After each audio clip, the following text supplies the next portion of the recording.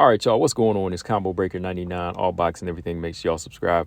All right, y'all. So, yeah, it's going down between these two right here in this picture. And, I did a little quick short for it just to kind of fill everybody in.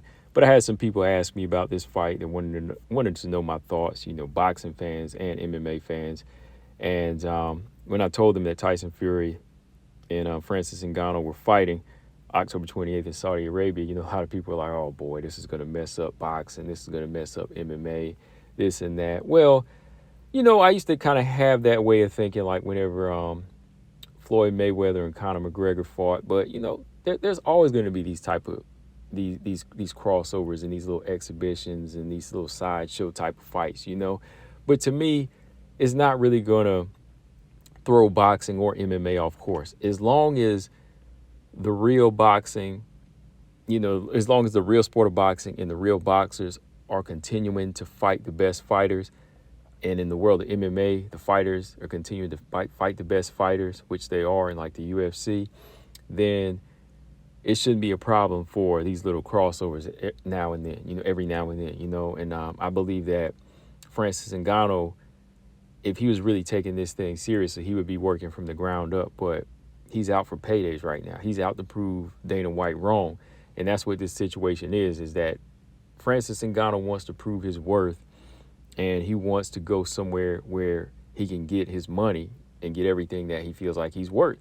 Like, the contract he signed with the UFC is nowhere near as valuable or good as the contract that he got with PFL, where he's getting $3 million a fight, and his opponents are getting $2 million a fight to face him. So that right there just shows you that, Francis Ngannou is really taking the time out to find out his worth and actually negotiate deals, not just for him, but he's making better for other fighters, So with him stepping out of the box like this, with signing with PFL as well as taking a boxing match on, he's kind of opening the doors and kind of opening the eyes and the minds of these other MMA fighters that are signed to the UFC, because now they're going to say, like, wow, like, Dana White, he's kind of like shortchanging us, like, by not letting us do these side ventures. Like, we can't go out here and, do boxing. We can't have our other brands and have our other advertisements because we're signed. Our life is basically signed over to the UFC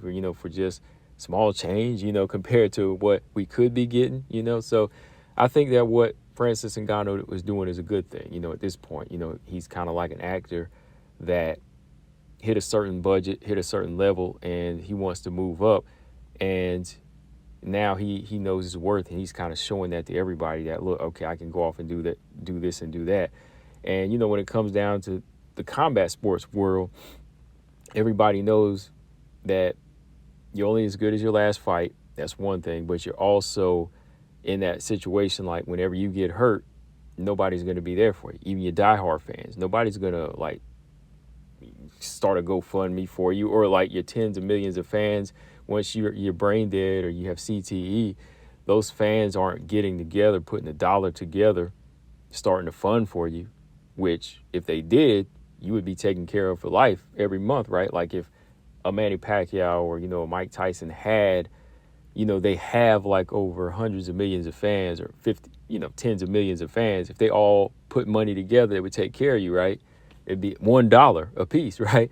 So when you think about it, like Francis Ngannou, he's thinking of that. He's thinking of the long run. So he's trying to get the money, all the money he can. And, when he's taking the time to cross over to boxing, it's not something that I really take seriously anyway. Like, okay, he's just out here trying to put on an exhibition and again prove Dana White wrong. So it's nothing that's really going to ruin boxing. I know it kind of pisses the fans off about with Tyson on the boxing side with Tyson Fury, who's leaving a more meaningful fight on the table with Alexander Usyk while he fights Daniel Dubois. So people want to see that fight, but I think that can be revisited. But at the same time, I'm like, Tyson Fury, he's never really been that kind of consistent champion. I mean, he'll show up and then he'll leave. He'll show up for a little while, then he'll go on this little hiatus, right? He's gone. So I think he's kind of at the point as well where he's just trying to get his money. He's fought Deontay Wilder 3 times, and even though he's beat him those 2 times, I think deep down that those fights kind of took something out of Tyson Fury, and kind of did some damage. So he's kind of out to get his money as well. And who knows? These two probably have a script behind the scenes with this fight, because everybody knew with Conor McGregor and Floyd, like they actually were on the same flight together at one point, or sitting down like discussing things, and there was no animosity between them two. They're out to get money. It was almost like they were actors putting on a role, right? So playing a role. So I think the same thing can be said with Tyson and Francis in this. Like neither one of these guys are out to kill each other. That's why this fight is not even like a sanctioned championship bout. They're just putting on a show to bring both fan bases together and get as much money as they can. That's what this whole thing is about. They're on the phone talking to each other about this thing, like, let's get this money. That's what this is. Dana White doesn't care about you.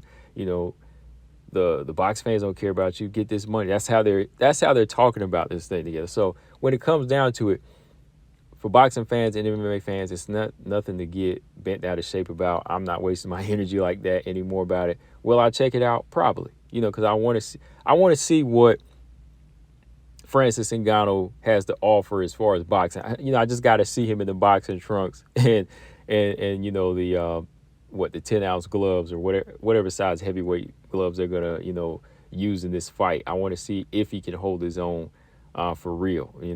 But which I know the answer to as a hardcore boxing fan, a much longer time boxing fan than MMA. I believe that Tyson Fury has all the goods to shut him down, just like he did Deontay Wilder. He's got the jab. He's got the jab. He's got the physical strength, and lo and behold, he has the speed. He's one of the biggest heavyweights, but he's also one of the fastest heavyweights in the past decade or so. So I think Francis Ngannou knows that this is going to be a handful if this was like a real professional fight. So when it comes down to it, I think they have kind of a script. Of course, they are going to connect with real punches, but I don't really think they're going to go in there and try to take each other's heads off. They might now. They might.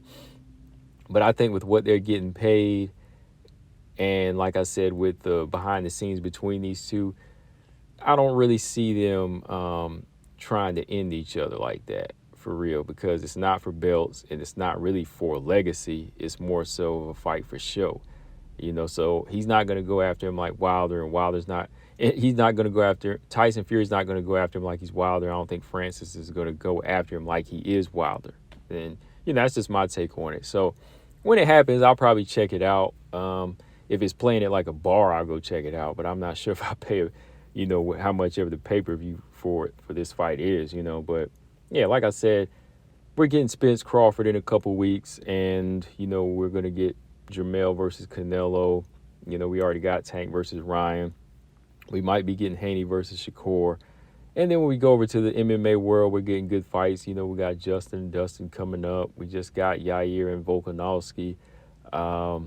Valentina versus Grasso rematch. So and also probably going to get we got Blachowicz versus Alex Pieta. So the MMA world is getting spoiled, and the boxing world is starting to pick up. So when fights like this happen, hey, I'll check it out, but don't expect this thing to be like something that's going to ruin both sports. I think like the Logan Paul fights, the YouTubers, they tend to do more damage because they're not really martial artists to begin with. But these two are just kind of crossing over to say, hey, want to try my sport? Sure. Come on over. My rules, my playground, hey, let's do it, And then when it comes down to, like I said, it's all about the money, y'all. So, yeah, that's my thoughts on it. I'll check it out. Not paying for it. But if it does come down to like a real boxing match, we all know that Francis Ngannou doesn't stand a chance. If it's going to be 12 rounds or 10 rounds, I don't think he has the cardio to hang with Tyson Fury, who's got one of the best jabs right now in the world of boxing. And all around the better skills, physical strength for boxing. He can lay on Francis in this fight, fight him on the inside, smother his power altogether, take away his power, take his power, all of that. So, yeah, guys, let me know what y'all think in the comment section. All boxing, everything. I'm out. Subscribe. Peace.